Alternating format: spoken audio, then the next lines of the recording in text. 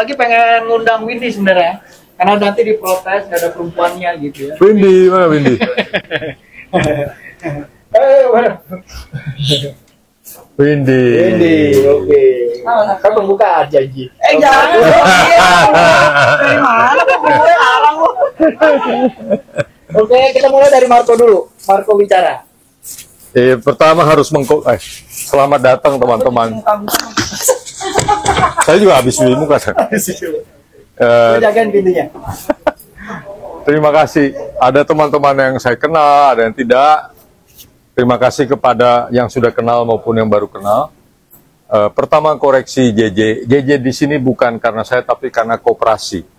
Itu keputusan koperasi. Saya pemilik tanah, bangunan adalah milik koperasi, dan JJ Rizal adalah anggota koperasi. Jadi dia ikut memutuskan.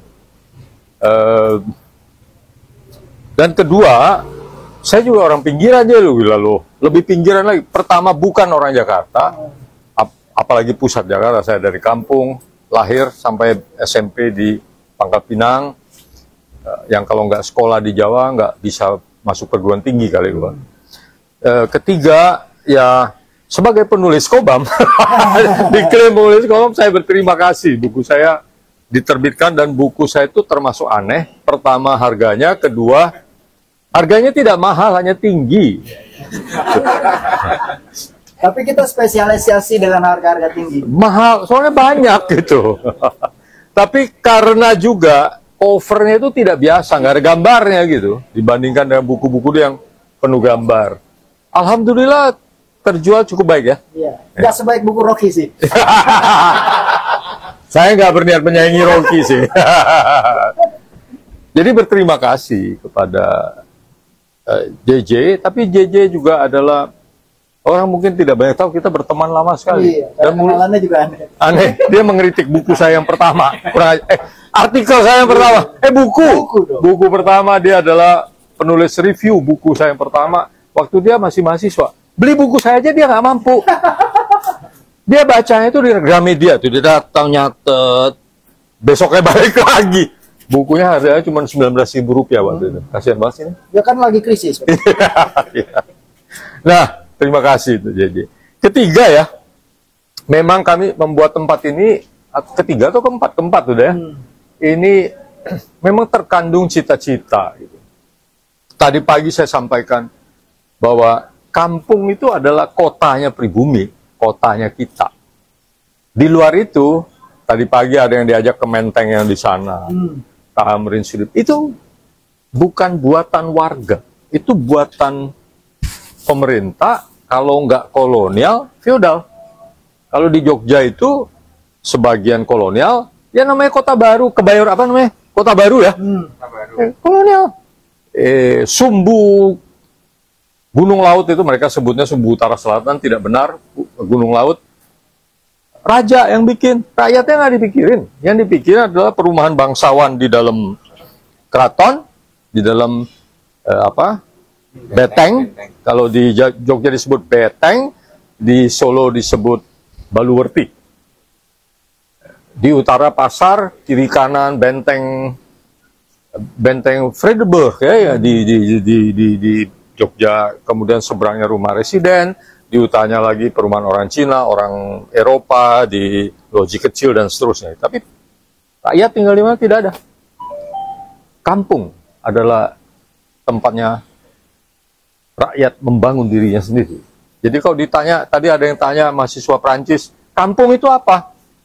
Kampung ini selama ini digambarkan dengan istilah-istilah negatif kan? Informal, irregular, AIEO, non, dan sebagainya. Sekarang kampung harus digambarkan secara politik karena kita bisa menggambarkan kampung dengan istilah-istilah apa adanya, bukan itu, bukan ini, tapi adalah ini, adalah itu. Kampung adalah kota yang dibangun secara swadaya oleh warga. Nah, kami membayangkan karena itu ini adalah suatu alternatif untuk kota Jakarta. Nah, kalau itu kota, sebagaimana di kampung-kampung kita dulu, memang bukan hanya hunian. Ada toko buku, ada kantor kecil, ada usaha ini dan usaha itu. Kalau teman-teman pergi ke kampung Peneleh atau Peneleh, saya nggak tahu tuh di Surabaya ini. Peneleh ya? Peneleh. Nah, orang Surabaya kali ini. Itu ada penerbit di depan rumahnya Cokro Aminoto. Dan apa yang dirumuskan di situ? Republik Indonesia. Kemarin di UGM saya bilang, apa yang bisa dihasilkan dari pertemuan di kampung yang lebih hebat dari suatu konsep tentang Republik Indonesia? Orang Jogja bilang, daerah istimewa Yogyakarta.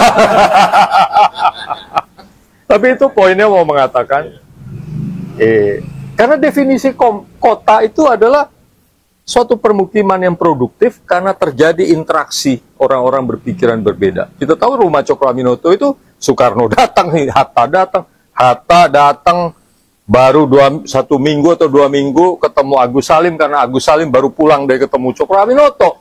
Dia cerita. Jadi tiba-tiba saya membayangkan, wah, kampung Peneleh itu sibuk sekali. Sampai merumuskan kemerdekaan Indonesia dan lain sebagainya itu. Tentu saja syarikat Islam di situ dibahas dan segala macam kan. Itu kota. Tapi apa yang dihasilkan di Jalan Tamrin? Ya pemikiran bagaimana mencari untung aja gitu loh. Tapi di sini kita membahas hari ini ada musik, ada makanan dan semua itu kebudayaan. Jadi kampung kita berharap bisa menghasilkan produksi kebudayaan lagi dan kampung menjadi alternatif buat kota dalam pengertian ruang-ruang yang sebetulnya hanya dikuasai oleh sebagian kecil orang. Nah ini memang hasil perjuangan panjang karena kita dulunya harus memperjuangkan di kampung boleh 4 lantai. Dulu nggak boleh, itu aja udah jelas suatu diskriminasi ya. Setelah itu untuk diketahui sebelah ini dulu izinnya 2 lantai. Tapi dibangun 4 lantai. Kita protes kok. Dan biasa minta maaf lebih mudah daripada minta izin kan. Kita nggak mau begitu dari awal. Kita berjuang, kita presentasi ke Dinas Tata Kota, mengapa 4 lantai itu baik dan sebagainya. Begitulah ceritanya, mengapa ada Kobam di sini, ada kantor LSM di sini, dan tentu saja ada tempat tinggal, orang-orang yang berbeda, ada wartawan, Bu Famega, ada lawyer, mana tadi Gulo, ada saya pensiunan, tapi mendapat sebutan baru ya, penulis Kobam. Ada Elisa, pemimpin Rujak Center for Urban Studies, ada lawyer Algif mantan direktur LBH, kemudian ada peneliti yang bolak-balik Belanda, Jakarta, maunya sih tidak kabur saja, tapi tidak kabur dulu aja, tapi dia bolak-balik kan.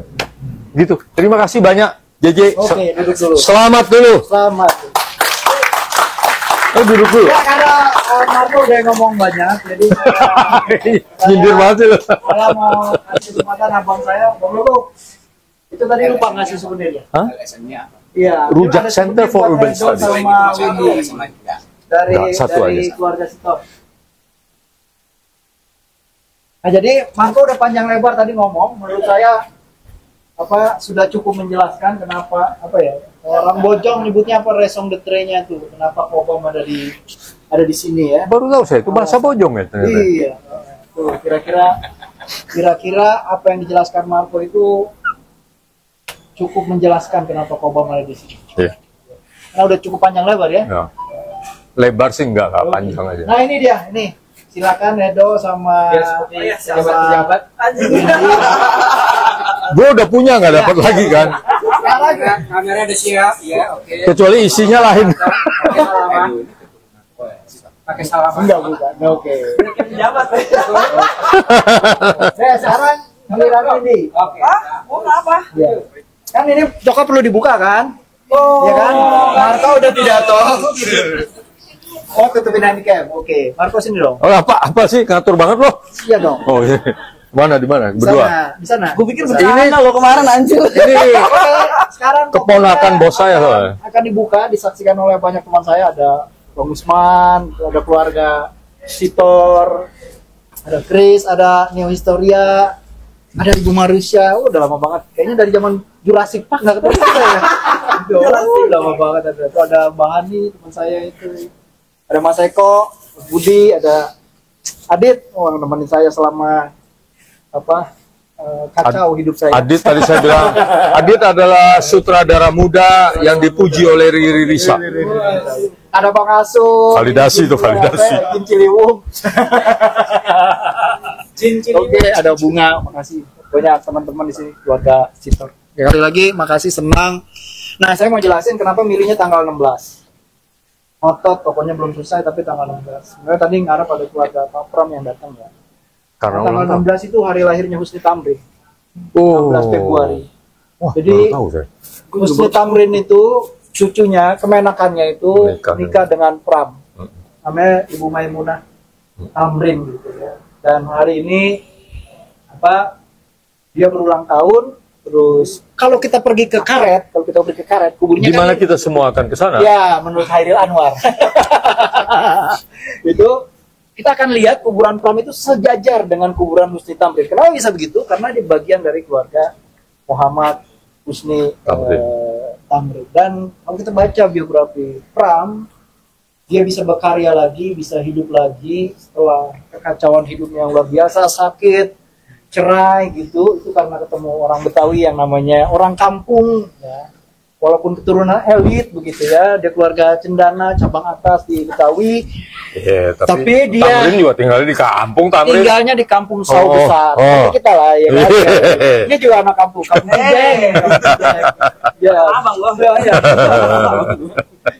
Kampung Cideng ini, Tenabang, tempat pertahanan Sultan Agung waktu nyerang Batavia dan gagal. Oke, jadi ini hari yang buat saya sendiri istimewa karena saya dapat 3 in 1 gitu. Satu, saya pengagum Tamrin, 2, saya pengagum Pram, dan ketiga, saya pengagum Citor. Jadi ini tiga-tiganya saya dapat. Pram sedang 100 tahun, Citor sedang 100 tahun, Tamrin sedang ulang tahun, dan kita semua merayakannya di kampung. Dan pusat karya Pram itu ya kampung. Ya semua cerita itu tentang kampung, kampungnya di Blora maupun kampungnya di Jakarta. Karena dianggap ya kampung itu sumber dari nasionalisme. Kalau nggak ada kampung, orang-orang kampung yang menggempur kota yang dibayangkan, diimajinasikan oleh company, ya sebagai kampung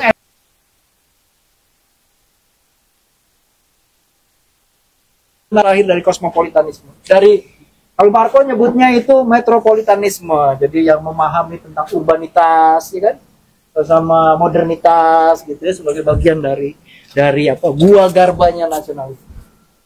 Jadi kira-kira gue masih kalah panjang sama lu, gue kan lebih panjang.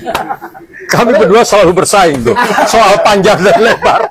Oke, jadi hari ini kita sebelum beduk maghrib kita pengen buka tokonya. Jadi saya persilakan Windy buka tokonya, nanti Marco buka yang kiri karena lu orang kiri kan. Ini buka yang kanan, jadi kiri kanan gitu loh maksud gue. Kan gue pedagang. Jadi harus terima semua gitu loh. Enggak, gue yang kiri. Marco yang kiri, lu mau kiri mau kanan?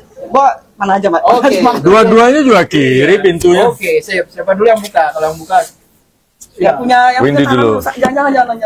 Dulu, Pak. Kiri itu maksudnya pintu yang sebelah sana. Iya. Oh ya, saya buka dari sana berarti ada pintu di sini. Oke juga tuh. Keren gitu. Halo. Halo. Di atas. Bukannya di atas. Oh, masih dibuka. Tapi dia yang buka kan? Saya. Oke. Buka.